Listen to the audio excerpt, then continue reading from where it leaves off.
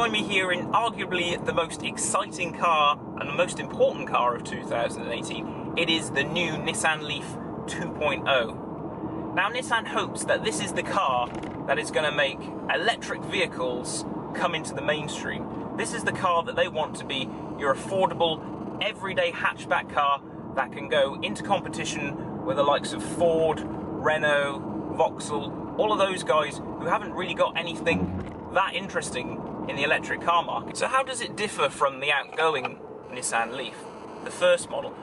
This car has a 40 kilowatt battery compared to the range-topping outgoing Leaf's 30 kilowatt battery. What that means is where the last car would have had a range of just over 100 miles, Nissan claim that this car can do 230 miles after one full charge. And that might not be realistic in the real world, but they definitely reckon it'll do at least 150 miles on a full charge if you drive it sensibly. And not only that, is you get a massive performance advantage from this new car. Whereas the outgoing car had 109 brake horsepower in old money, this car has 110 kilowatts of power, which to you and me is about 148 brake horsepower. So it's significantly more powerful, and it has 30 newton meters more torque. The car isn't much heavier than the existing model. It's not light by all means, it's a smidge under 1600 kilos. But it still managed to keep the weight down by making the batteries more efficient. The car is wider and lower than the outgoing car. It's longer too, which gives it more boot space. This car has a very useful 435 litres of boot space, even though the entry to the boot isn't exactly what you'd call cavernous. It has quite a big lip as well, and you can fold the rear seats down, but they don't fold down all the way flat, so you have quite a big step. So it's quite awkward to load large objects, even with the seats folded down. So let's talk about the styling of this car. It's a vast improvement on the last car, in my opinion. The styling of this car is changed dramatically from the last car. The last car was more Finding Nemo, this is more Star Wars. It looks futuristic, it's a good looking thing.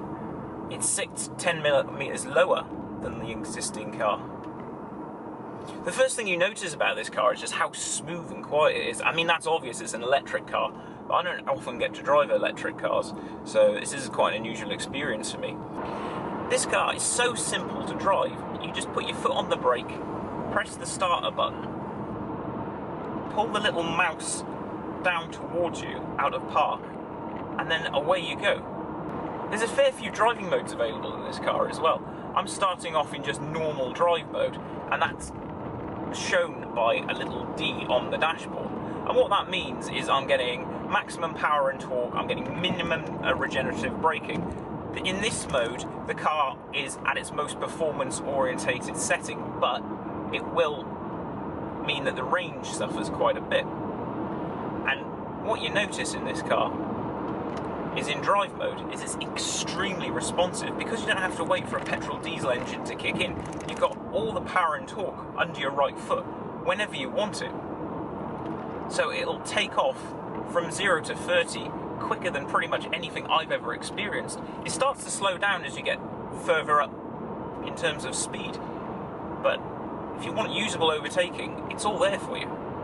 So what's this car like to drive then? Well, first of all, you sit quite high in it. You feel like you're in almost like an SUV type driving position because the seats are mounted quite high, but I think that's because all of the batteries are mounted between the front and the rear axle under the floor, so you're naturally sitting quite high, but you can't seem to adjust the seat to get any lower. But it's okay, it's a commanding driving position, you've got good visibility, and when you're driving it, you're struck by how calm and serene and smooth the car is to drive.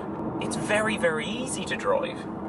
Especially in normal D mode, it's just like a very, very responsive car. Because you've got all of that power and torque instantaneously, it's just there.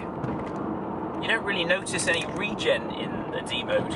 The only time you really notice it is when you get on the brake pedal and it's got a slightly curious, sort of springy, spongy feel, as if it's kicking back. That's where you do feel a little bit of the regen. But the performance itself is incredibly impressive. The ride's very nice, it's very smooth. And because you've got no engine noise or anything like that, it's very, very quiet, obviously. Now, I wouldn't say this is a sporty car to drive, but it's not an awful thing to drive either. It's stiff, it doesn't roll much, it turns in well, it seems to grip. It can more than handle the super quick responses it's got. So it doesn't let itself down. I mean, I don't think it's out there to be a great entertainer in terms of the handling stakes, but there's nothing about it that makes you feel like you've compromised in buying this car. Not that I think people are going to be like drawn out of their hot hatches to buy one of these, but still, it's a really impressive thing to drive. Then we get onto the dash. I think it's pretty good quality. They've done a fairly good job. Okay, it's not up to the standards of the Germans, you know, the VW Group products, but I am told that these plastics are all made of recyclable plastics. So even though they look a little bit hard and scratchy, they're actually being recycled. So that's boosting the car's green credentials once again. Because I'm in the top of the range Techno model, this car comes with literally everything you could ever want. I've got the leather heated seats, I've got buttons everywhere, I've got technology that would probably take me about a week to get my head around. Which is impressive considering the standard model, the £22,000 base model, comes with all the clever energy saving technology that you'd want in a car like this. So I'm just going to quickly explain some of the different driving modes.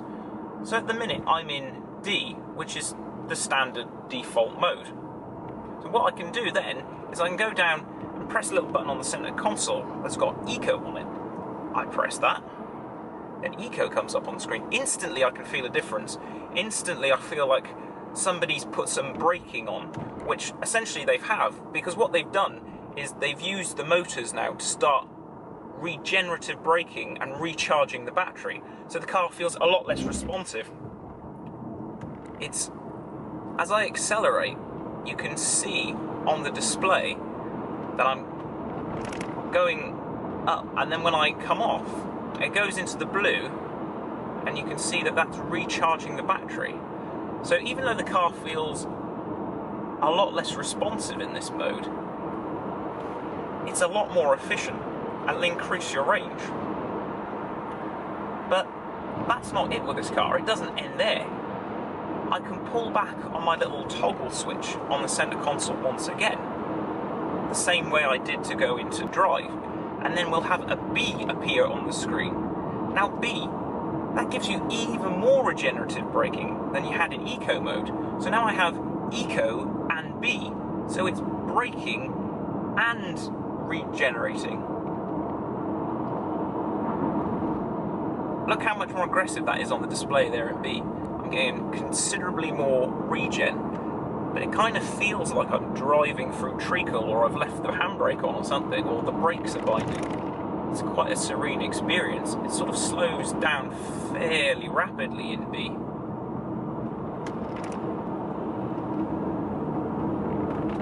But in this mode, I'm still using two pedals. I still want to use the brake when I want to slow down, because even though it's regenning, it's not doing it super aggressively.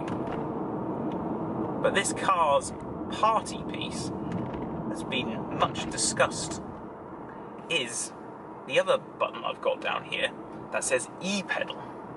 Now what E-pedal means is that essentially Nissan say that 90% of the time you can drive this car without having to use the brake, because the regenerative braking is so aggressive to the point it'll slow this car down with a force of 0.2 of a G that you'll only need to drive with one pedal.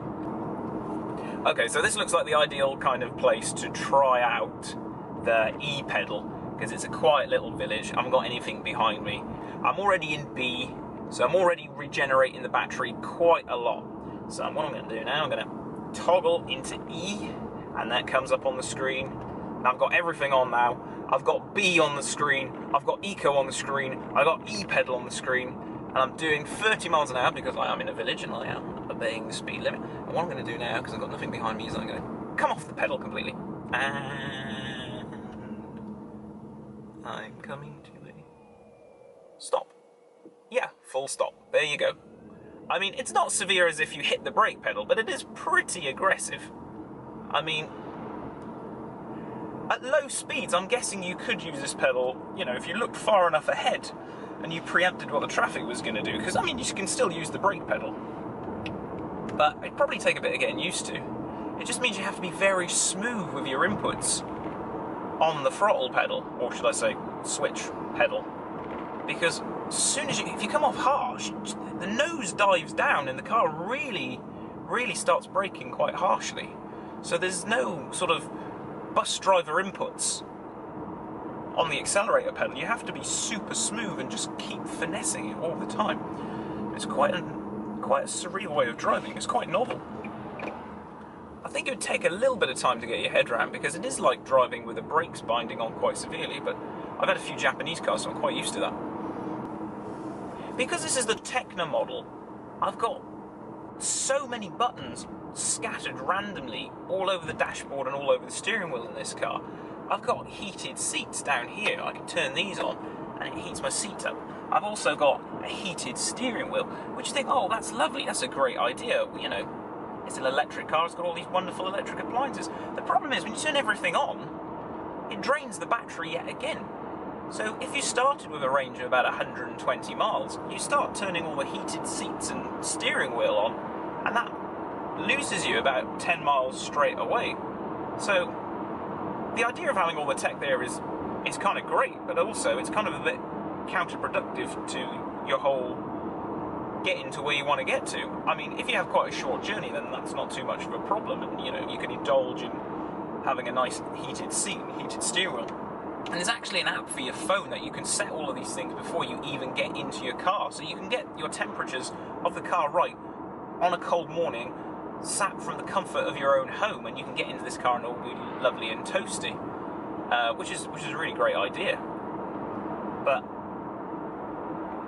I'm not too sure if you're going to need all of that technology, or if it's going to be worthwhile having an electric car with all of these battery sapping things on it, because you're really going to have to earn that back.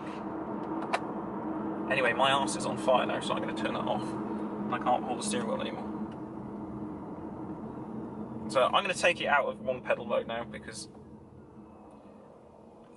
that's weird when you go from one pedal and then you have to realise you have to use the brake pedal. That's a bit freaky.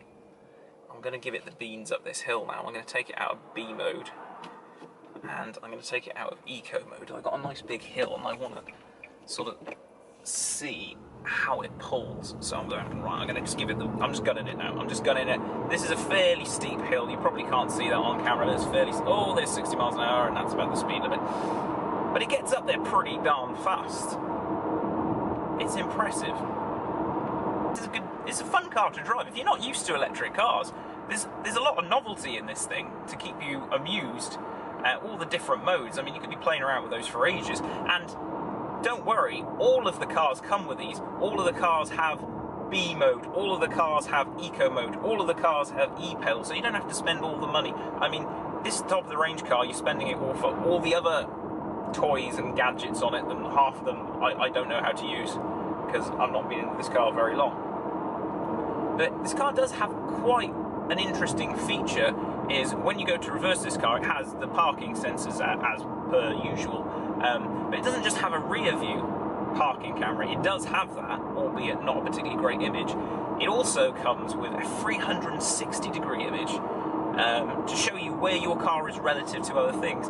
Now, I'm not going to lie, it isn't the most high resolution 360 degree image, but it kind of gives you some context of where you are in space around you, and I think that's a good thing. And it displays it on this 7.5 inch display that we got here, and it's a really clear image, touchscreen.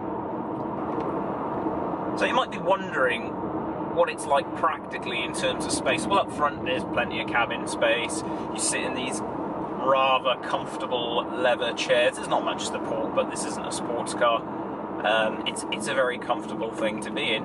I jumped in the back a little bit earlier, and I was quite surprised by the sheer lack of headroom. I'm 6 foot, just 6 foot, and when I sat up straight in the car, my head was actually touching the roof. So anyone over 6 foot is really going to struggle in the back, and I think that's because the rear seats are mounted rather highly, because again, like I said before, the batteries are underneath the floor, so you sit quite high. So it's not bad if you've got kids in the back, but it isn't great if you're a tall person. The legroom was okay, but nothing special again. So I'd say as a family car, young family, not a problem. And you do have that big boot, albeit we did discuss the big boot with the folding seats. You can't fold the seats all the way down, which is a real problem. And you can't fold them all the way down because, again, the batteries are under the floor, and also the actual boot opening isn't the biggest. So it'll be alright for most people, but if you want a load lugger, this is not the car for you. As for the charging, okay, so when you buy this car, Nissan gives you a £400 charging pack for your car, which is nice, because if you try and charge this car fully from your 3-point plug socket at home, it'll take 21 hours to fully charge this car, which is, you know, who's got 21 hours? But using Nissan's quick-ish charger, it'll take you a mere 7.5 hours, which isn't too bad because you leave it charged overnight. And it's clever because it works out when the cheapest time is to charge, i.e. when electricity is at its cheapest, and then it does the majority of its charging then. So that's pretty cool. So it's trying to save you some money then. And you can also do cool things with this car in terms of you can plug it back into your house. If you go for the solar panel option, you can run it off solar panels, you can plug it back in, you can plug it into the national grid, you can do all these wonderful green, eco-friendly things with this car. So if you fall short when you're driving around in this car on a long journey on the motorway or something, you have a phone app and you have to register with one of these electric selling companies that apparently every service station has a charging point that Nissan will charge at, and you can do a fast charge, an 80% fast charge that'll take just 40 to 45 minutes. I say just, that's not quite as quick as putting some petrol or diesel in your car, admittedly, but you know, it gives you a chance to go get a coffee or have a nap or whatever, or buy some crisps. You know, an 80% charge probably will get you, if you're driving sensibly, might get you 100 miles down the road. So I mean, if you are concerned about that, the only downside is apparently it's not the cheapest. I'm told it's not the cheapest to charge this thing up on the motorway car, but I guess you're saving on other things. When you're charging this car at home, you're saving money, and also you're not paying any road tax and things like that. Also, good news is that the batteries that come with this car have an 8-year warranty, which is pretty good, because how many people do you know keep an electrical appliance for 8 years? I know I don't, so an 8-year battery warranty is pretty reassuring. Okay, so I've decided to take this car on a motorway because this being the top of the range model, it comes with some pretty interesting technology, and it's called Nissan Pro Pilot. I don't really know how to use it because I haven't been shown how to use this, but there is a big blue button on the right hand side of the steering wheel, and apparently it acts a bit like a sort of a clever cruise control. So supposedly it'll scan the road and make sure I don't crash into anything and keep me in the lane. So we'll try that out now. So we're on the motorway, we're on the M4, it's quite quiet today. So I've got my blue button, pressing the blue button. Active, forward, lane, off, blind spot. So I think I've got to set a speed on it.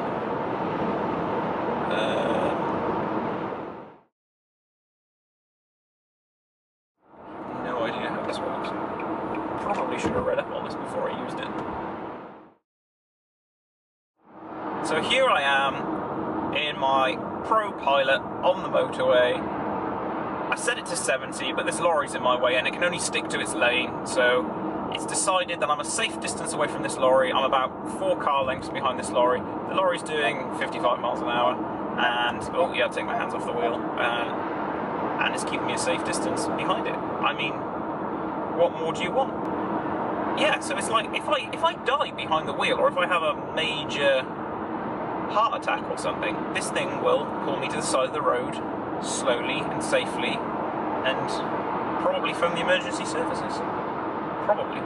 As somebody who's not used to this level of technology, you can see I'm quite excited by the fact that I'm in an electric car that's practically driving itself. It's great. Oh, it's flashing at me again. What an impressive little car this is.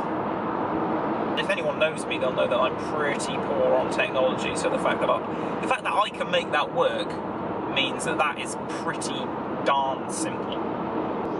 So I've mentioned price a little bit in this Leaf, and it does range with that £4,500 grant that you get from the government. You've got to hurry up and get it quick because they will be running out. This car, they range from about 22,000 up to the top spec car.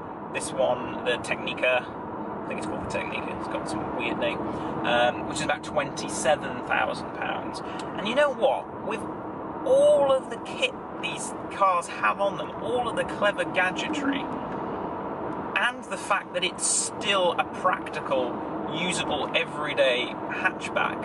I mean, you spend £20,000 just on a normal bolt standard petrol diesel hatchback these days. So to have one with this level of technology, it's really good value. And when you compare it to the likes of the Volkswagen Golf, the Volkswagen Golf comes in at base spec of £32,000. I know the Golf will probably be a bit better screwed together. It's got a nicer badge, you could argue, but, you know, it still looks like a Golf, and it's still pretty boring inside. This, on the other hand, is just a cool-looking car. It looks funky. I don't like using the word funky, but it does. It looks interesting. I mean, the dash is fairly standard. It's fairly normal in here, but, you know, not in a bad way. It's not offensive in any way. And also, this car, when you compare it to the likes of, say, the Golf, the e-Golf, that car only has a 35 kilowatt-hour battery. So it doesn't have the range that this car's got. And it's heavier than this car. And it also doesn't have the power and the torque that this car's got. Not to mention all of the clever regen stuff that this car's got going for it. So when you're considering base model for base model, there's about a 10 grand difference. And that just doesn't stack up to me. I just don't understand that. And also with the Golf, just to make matters worse, if you want a fast charger, you have to buy it off them. They don't give it to you for free like Nissan do. You have to buy it off them for about £700. So you have to factor that in. You have to pay an extra £700 on top of the £32,000 that you've just spent on your Golf to charge it at home, which I'm guessing most people are going to want to do. Okay, to summarise then, if you're in the market for a small-ish family hatchback and you're not really sure which way you should go, petrol, diesel, hybrid or electric, should you buy this car? Yes, 100% you should buy this car. As long as you're not doing big mileage on a daily basis, as long as you're doing the average sort of 20-minute a day commuter mileage and you can charge it up overnight, I would strongly recommend you buy this car because you'll appreciate it. Trust me, you'll really, really learn and grow to love this car, and I think it would be great to live with on a daily basis. So if you've enjoyed this video, give us a like or give us a little comment down on the little comments box. We love comments. We don't care how abusive they are. Sometimes more abusive the better. We kind of enjoy that. But also, we'd love you to subscribe, so hopefully you can see more of us doing random car tests and random car shiz. So that would be great. Come back again. See you.